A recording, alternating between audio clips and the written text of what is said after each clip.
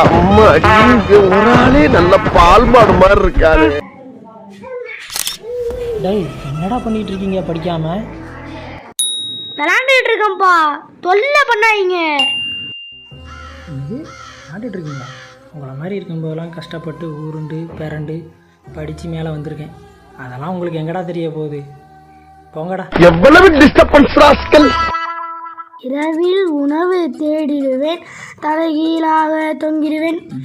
வா உருண்டு பிறந்து படிச்சாச்சு திருவா மேலே போவோம். கரைந்து கரைந்து அழைத்திடுவேன், கூட்டமாக வாழ்ந்திடுவேன். நான் யார்? காகம். டேய் என்னடா பண்ணிட்டு இருக்கீங்க? ஒரு மணி நேரத்துக்கு முன்னாடி என்ன சொன்னீங்க? என்ன சொன்னோம்? உன்ன மாதிரி இருக்கும்போது கஷ்டப்பட்டு உருண்டு பரண்டு படித்து மேலே வந்தான்டா.